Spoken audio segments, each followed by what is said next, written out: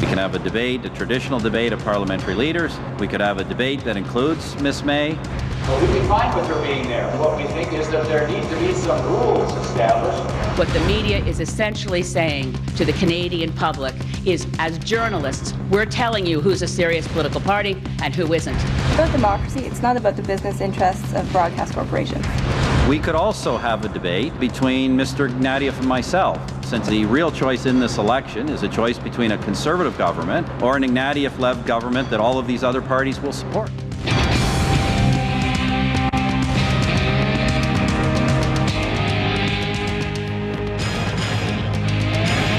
The debate dilemma, it has now become enshrined in Canadian political history. Good evening, everyone. I'm Nick Dixon, and welcome to Elizabeth May for the Record. When the broadcast consortium denied the leader of the Green Party the forum to present and defend her party platform at the upcoming leaders' debate, Channel Zero took the bull by the horns and decided to give her, and for that matter, all the leaders, an opportunity to participate in an open debate.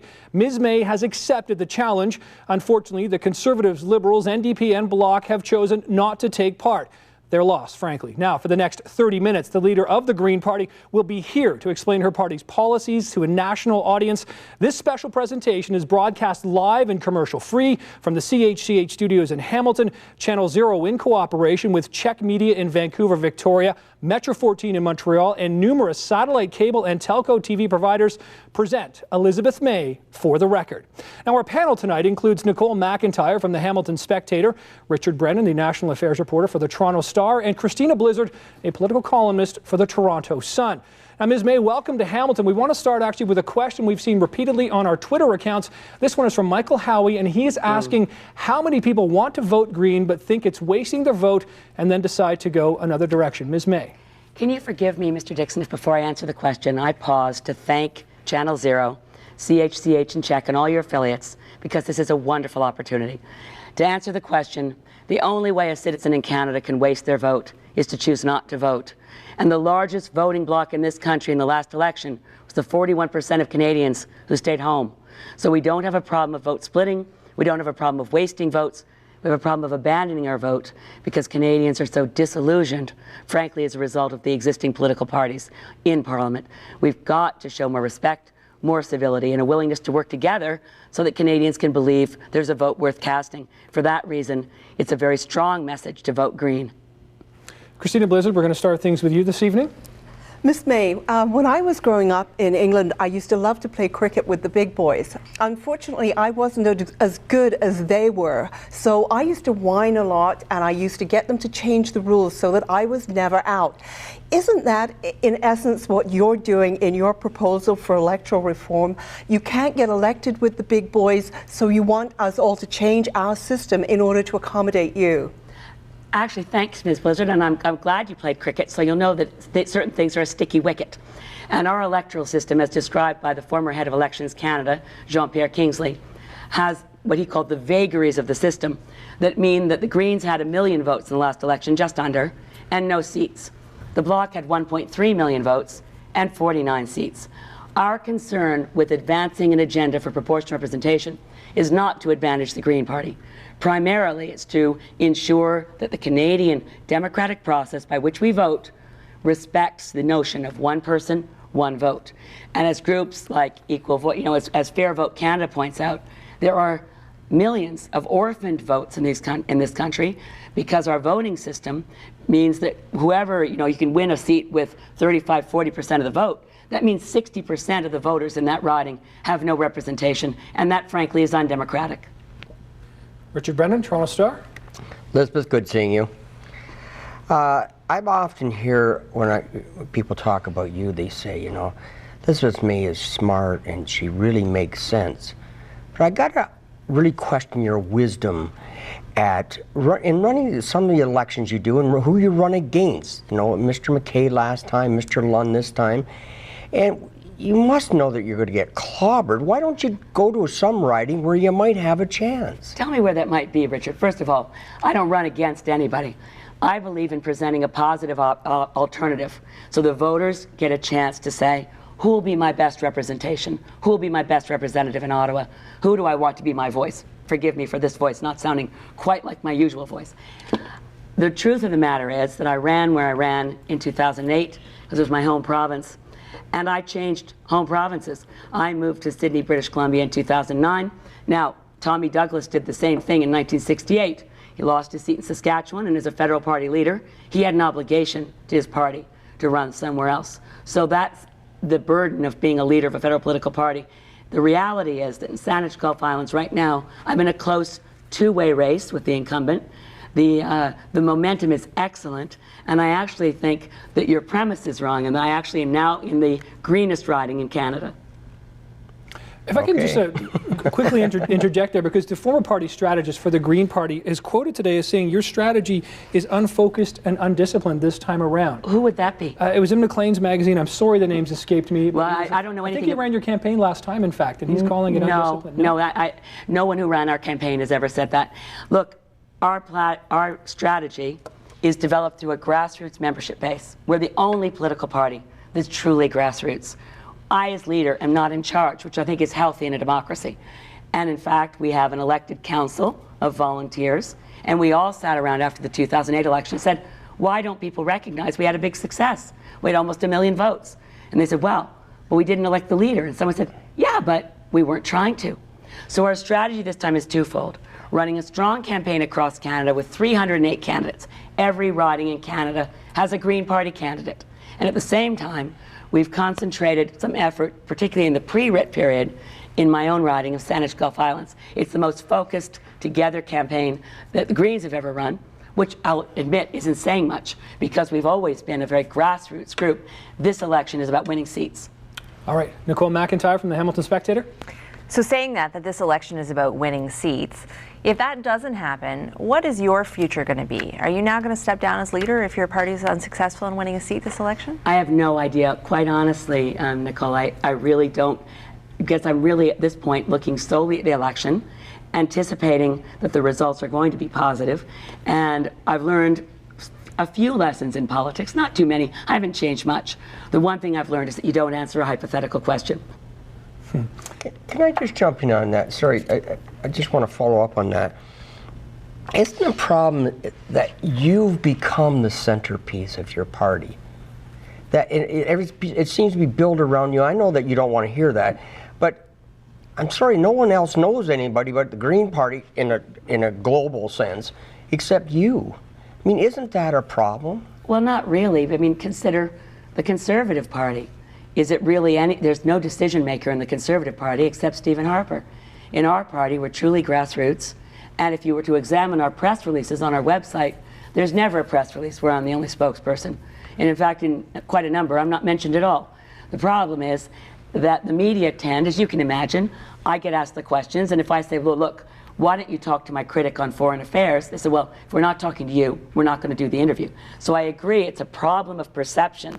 But the reality is that the Greens are a party right across Canada with wonderful candidates, many of whom are quite expert in their field, and I'm so proud to be running with them. I'm not in charge, and the party is truly not about me. Christina, we'll come back around to you. Well, looking at your platform, I noticed that you're proposing a carbon tax and corporate tax hikes at a time when the economy is still very fragile.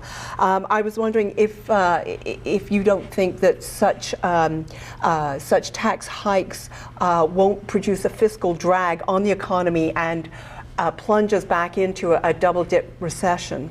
On the contrary, the economic advice from a number of international agencies is that the Canadian economy will be stronger once we get rid of subsidies to fossil fuels and adopt carbon pricing. Our application of carbon pricing is revenue neutral. In other words, for every dollar we take in from taxing pollution, we reduce $1 of tax for Canadian citizens. We reduce, for instance, we'd bring in income splitting for every Canadian immediately. And we can do that because we replace the $5 billion that it costs right now to treat each Canadian earner as separate. And the US, of course, allows families to blend income and pay tax on that. Bringing in income splitting right away would be a $5 billion hit to the economy. We can afford it because we replace it with taxes from pollution. We also increase the level at which a low-income earner starts paying taxes, not till $20,000 a year. And in terms of our corporate tax rate, it's not anywhere near where Canadian taxes were in the year 2000. As a corporate tax rate statement, it's still very competitive in the OECD. Can I talk to you about subsidies? Because one of the questions that we wanted to clear up is exactly how much taxpayer money your party got after your performance in the last election. And the follow-up question is, are they getting value for money for what they're spending on the Green Party? Well, it'd be a lot easier to find that out if the consortium had included us in the debates. That's one of the tests by which I think we should have all, we're the only other party that is part of the campaign financing rules of elections. And that's one of the reasons Channel Zero and CHCH wanted to have you here. I appreciate it. Look, the amount in total of all political parties for the public campaign financing scheme comes to less than $30 million a year, all parties. And the benefit of that in value for dollars is this. When Jean Chrétien brought in campaign finance reform, it was to get rid of the deep pockets of Bay Street and trade unions sponsoring political parties. To get rid of those donations, Justice advice was, you need to ensure you replace it with a fair public scheme. That's what we have, and that's what Canadians should realize. This is one area of Canadian democracy where we've made progress, and we should protect it. How much money did you get? Well, we had about 1 million votes, so we got about $2 million a year. What did you do with it? We spent it on organizers across Canada, on building up the campaign teams that we have from coast to coast, and on providing information newsletters to our members. I think we are the most frugal and cost-effective party out there. And we are, we're debt-free. We're a very solid political party from a fiscal point of view.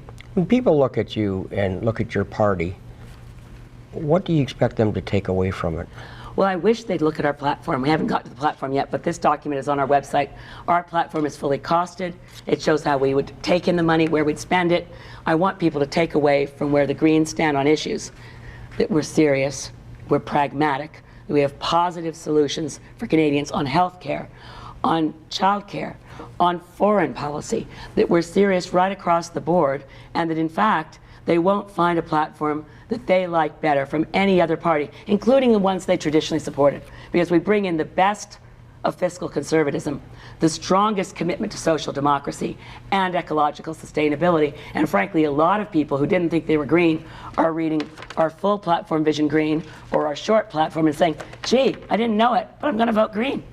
But Ms. May, I mean, if you can't convince a majority of voters in one riding to elect one green, really, do you think that voters are happy to subsidize your party to the tune of $2 million a year? This is not about subsidizing parties. I just want to reiterate.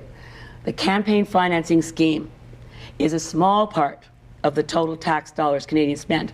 Mr. Harper is happy to attack that portion. Doesn't tend to mention how much Canadian taxpayers subsidize that for every $400 donation to a party, it costs the taxpayers $300. And they have no say about that. Whereas when you cast your vote, you are saying, I want the Greens to get this amount of money per year, or I want the Conservatives to get this amount per year. This is a fair public financing scheme. And I also disagree with your premise. We're going to win seats in the House of Commons, and that's part of democracy. Journalists tend to, not to blame all of you at once, but there does seem to be a tendency to assume that nothing changes. The Greens in the United Kingdom, with a first-past-the-post system, elected their leader in the last election, and that shows that it can be done in the current system. Well, tell me which ridings realistically you expect to elect a Green in this election. Realistically, in Saanich Gulf Islands, where I'm running, I don't want to act for 1 minute as if it's not a tough campaign. I think it's arrogant to suggest we know where we're going to win. But we have an excellent opportunity because the voters of Saanich Gulf Islands are excited about their chance to make history. I think we also have an excellent chance in Guelph, in Bruce Grey Sound, in Fredericton, in the Yukon, in Vancouver Centre.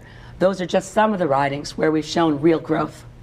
Before we move on, I want to talk about the fact that we actually asked for emails from viewers throughout the week as we led up to this evening's broadcast. And one of the issues that came up in several emails is the Green Party position on national defense. And exactly, it's come up, of course, Jack Layton wants to build ships. Michael Ignatieff isn't interested in the corporate jet, the jet program. The Conservatives we know are. What is your position on national defense? We believe we should have a real conversation about where we see a role for our military in the 21st century. We believe in peacekeeping. We also think we need much better preparedness, disaster preparedness at home and abroad. We do not support the purchase of the F-35s because they're not cost effective and they're not built for Canadian needs. They're a single engine jet fighter with stealth coating to run into another country and bomb them before they know we're coming. That's not an experience that Canadians can imagine in our overall policy on foreign affairs. We do need to replace the F-18s. We should go through a competitive process to find the right plane, because the F-35s are not it. And we also strongly believe that we should be respecting our veterans. The way our veterans are currently being treated is shameful, and we really need to ensure that people who have risked their lives overseas for us do not have little tricks to save money by providing a lump sum payment when young men return with a lifetime disability. They're entitled to lifetime disability payments. Just going back quickly about the military specifically, some people suggest that in order to keep the peace, you need to be ready to go to war. How do you take that statement? Because on the one hand, peacekeeping missions often involve military action, but they're in a rubric that says this is a United Nations mission. And I think it's very shocking, since Canada is the country that invented peacekeeping, that we now rank 69th in the world in our participation in peacekeeping missions. We believe that Canada, for instance, in Libya, we should be very clear that we're not there for regime change. And I think in this we're probably the only party that's being very, very forceful in saying we need a diplomatic intervention now, working with the Arab nations to find a way to get Gaddafi to be negotiating. We don't even know who the rebels really are. We don't know if they're pro-democracy rebels. So yes, we should be prepared to go to war. We should be very, very careful about Canadian lives. We should never go forward in a mission where we don't know what our goals really are, or for what purpose we risk the lives of such brave Canadian men and women. Elizabeth, I want to ask you a little bit about women's rights. That's one of the things you've said, is by not being included in the debates that women's rights aren't going to be addressed. You, in the past, though, have run into some controversy around your comments around abortion. During the London election, you said that nobody in their right mind is for abortion. That statement cost you some of your prominent female supporters. And I wanted to ask you about that, if you could clarify for people. What is your position on abortion? Listen, I've been a feminist all my life, and I was speaking to, I'll be quite candid, I was speaking to a group of nuns, and I was trying to persuade some very strong opponents of abortion that a right to life stance, when you really look at it, you have to defend a woman's right to an abortion whenever she wants one, because otherwise we return to the dark days of back alley abortions where women die.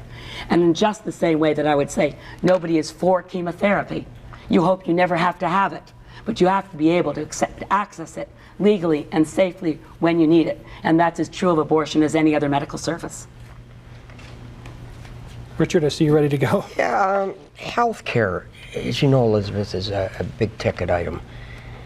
Where would you get the money to, to afford the increasing price tag on health care? Where would it come from? Well, I think that we have to examine the presumption of most of the other parties that the healthcare system is just a matter of throwing money at it. We are looking at where's the fastest growing cost in our healthcare system. It's pharmaceutical drugs. It's now up to 20% of our healthcare costs. And yet, we're not really examining as much as we should evidence-based information on prescription drugs. Will they do more good than harm in use? And we're not doing what Greens are advocating, which is a single crown corporation to negotiate head-to-head with pharmaceutical companies, bring down the price per drug in bulk so that provinces can access them more cheaply. We also want to reduce the bed-to-bureaucrat ratio. More beds, fewer bureaucrats. And we need more doctors and nurses. So the money's there. The allocation and the priorities can be smartened up. But you seem to gloss over the fact that we have an aging population. What are you going to do for seniors in terms of home care, in terms of long-term care? Let's face it, we're all getting older, and we're going to require some of these services. What are you going to do for them? When you examine what's happened to our healthcare system, we lost 20% of the hospital beds in this country between 94 and 95. So it's no surprise we have long wait times and not enough beds. We also have a situation where the very high-priced beds, with all the bells and whistles and all the nurses and doctors for post-operative care, are often, unfortunately, filled with people who could be very much better off in much less costly long-term care facilities. We need to be sure what's cost-effective. Home care is far less expensive. Preventative health care is far less expensive than this current inefficiency of not having enough long-term health care beds. I want to also mention we need a real investment in mental health, addiction counseling. Yes, these things won't come cheap, but there should be priorities, and our healthcare system is one, must remain public and universal in the spirit of the Canada Health Act. Christina? Ms. May, you know, from the point of view of someone who's never ever likely to form a government, a lot of the policies in your platform are impractical. The one on healthcare, such as you just outlined, you know, you can't just. The simple fact is that with an aging population and with drug therapies, the cost of pharmaceuticals are going to increase, and a number of provincial governments are struggling with that. It's what you're suggesting, that you're just going to add doctors and nurses, that is just simply impractical. It's even your electoral reform, proportional representation, that is not going to happen because the province of Quebec is certainly not going to go along with this. This is all so fluffy stuff that's off the top of your head that sounds good, but when it comes right down to it, you can't implement any of this. Tommy Douglas was never Prime Minister, and if it wasn't for Tommy Douglas, we wouldn't have health care. You don't have to form government to have an idea whose time has come, be greeted by others of goodwill who recognize the common purpose. Our pharmacare plan is far from fluffy, Ms. Blizzard. It is exactly what the Clinton Foundation did to drive down the price of HIV retroviral drugs in Africa. And if it was what the pharmaceutical industry wanted from individual African nations was extraordinarily exorbitant. But when the Clinton Foundation negotiated head-to-head and realized what the pharmaceutical companies needed was an assurance they'd get paid, that they would get the price up front, and that the bulk buys made their life easier. There are ways to deliver safe prescription drugs, but you can't do it if you're hostage to the pharmaceutical industry. Can we pick up on drugs for a second and talk about the Green Party position on marijuana, because that's something that comes up a lot. Can you clarify that for us? It's very straightforward. When you look at the World Health Organization information on marijuana from a health point of view compared to cigarettes or alcohol, you do not have as strong a case to ban marijuana as you do to ban cigarettes and alcohol. Prohibition is not working. It's resulting in a distortion of our law enforcement resources towards something that does not represent the health threat, but it's fueling organized crime. It's creating very dangerous grow-ups. So by legalizing, taxing, regulating, and encouraging Canadians not to get involved with marijuana in the same way we say, don't drink too much, don't smoke cigarettes.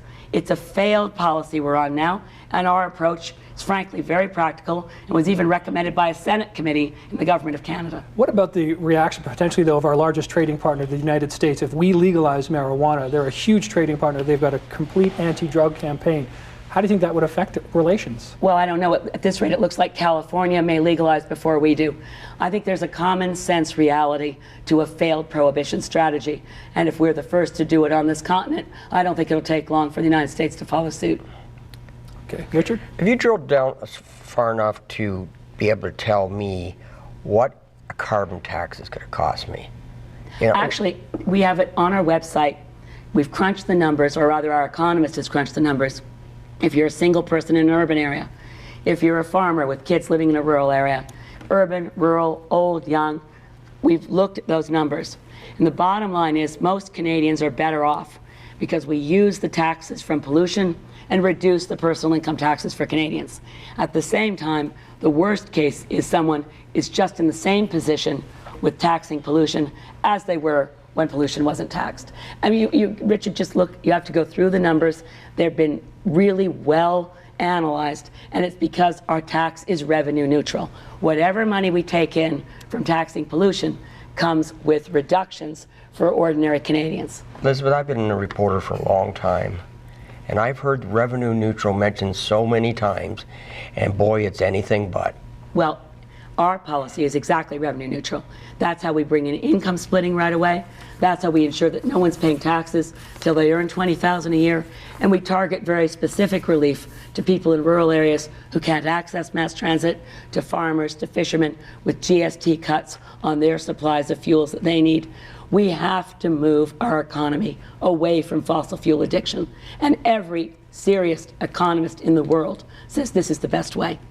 Nicole? Elizabeth, there's a lot of concern in cities that are industry-based. Certainly Hamilton is moving away from the steel town image and the steel town employment. However, industry is still a huge part of the city, and there's a lot of fear in cities like that about a platform like yours, which is going to start taxing polluters in terms of job losses and things like that. That's why in the West you've also struggled as well. People are scared of what your taxes are going to mean for jobs.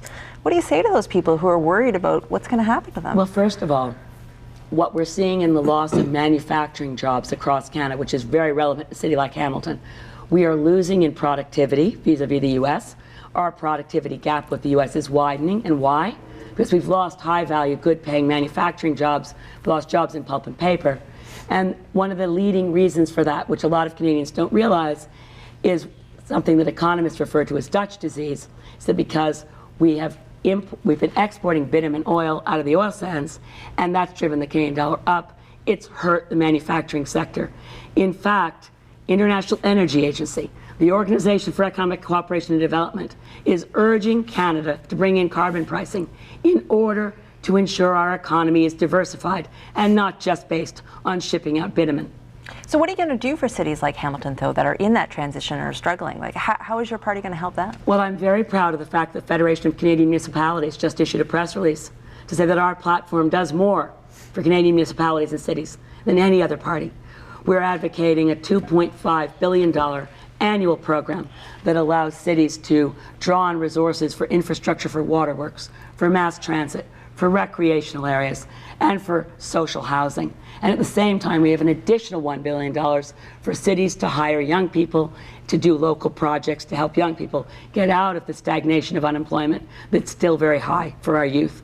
So we do a lot for cities because cities and towns are where we live, and they have a very, very small access to the overall tax base. Out of the 100% of taxes Canadians pay, municipalities only get 8%. So that needs to be addressed. Just a minute now.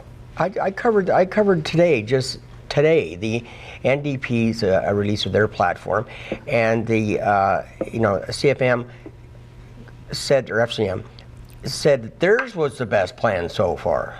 Well, I'll refer you to the Federation of Canadian Municipalities press release, which was extremely positive and said that ours. Now, it may be that I missed it by a day, and they've said a different thing with the NDP platform. But as of this morning, we put more money into cities, and we do it in a way that's cost effective, and we steer that money to the key needs that municipalities have.